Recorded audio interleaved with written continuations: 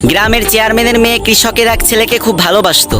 সে সবসময় তাকে চোখে চোখে রাখতো, কিন্তু ছেলেটি মেয়েটিকে মোটেও পাত্তা দিত না, কারণ সে জানতো চেয়ারম্যান যদি এই বিষয়ে একবার জানতে পারে তাহলে তার পরিবার সহ তাকে গ্রাম ছাড়া হতে হবে। তাও মেয়েটি জোর করে দেখা করত। হঠাৎ একদিন মেয়েটির ভাই তাদেরকে একসাথে দেখে ফেলে এবং ছেলেটিকে ওয়ার্নিং দেয় যে এরপর থেকে তুমি আমার বোনের সামনেও আসবা না। ঠিক তার পরের দিন মেয়েটি পালিয়ে ছেলেটির কাছে চলে আসে এবং বলে, তুমি আমাকে নিয়ে পালিয়ে চলো, না হলে ওরা আমাকে শহরে নিয়ে বিয়ে দিয়ে দিবে। আমি তোমাকে ছাড়া বাঁচতে পারবো না, বিশ্বাস করো আমি তোমাকে অনেক ভালোবাসি। কিন্তু ছেলেটি তার পরিবারের কথা ভেবে মেয়েটিকে ভিক্ষুকের মতো ফিরিয়ে দিল এবং তাকে বাড়ি থেকে তাড়িয়ে দিল। তারপর যখন মেয়েটি হারিয়ে গেল তখন দিনের পর দিন ছেলের কষ্ট আরো বাড়তে থাকলো।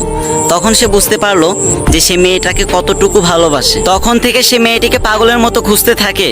কয়েক মাস খোঁজার পরে মেয়েটিকে একটা জায়গায় পাই এবং তাকে দেখে খুব খুশি হয়। মেয়েটিকে সামনে পেয়ে বলতে থাকে, বিশ্বাস করো আমি তোমাকে অনেক ভালোবাসি, আমি তোমাকে নিয়ে অনেক দূরে চলে যাব, প্লিজ তুমি আমার সাথে চলো। তখন মেয়েটির চোখ দিয়ে ঝরঝর করে পানি ঝরতে থাকে এবং সে বলে, আমি তোমাকে অনেক ভালোবাসি এটা ঠিক, কিন্তু এখন আমি তোমার সাথে যেতে পারবো না, কারণ আমার এখন স্বামী আছে। তুমি আমাকে তোমার কাছ থেকে তাড়িয়ে দেওয়ার পর আমার ভাইয়া আমাকে জোর করে বিয়ে দিয়ে দিছে, এখন আর তোমার কাছে যাওয়াটা আমার পক্ষে পসিবল না। এই কাহিনী থেকে একটা কথাই বোঝা গেল, কিছু কিছু ভুল কখনো শুধরানো যায় না, মরে গেলেও না।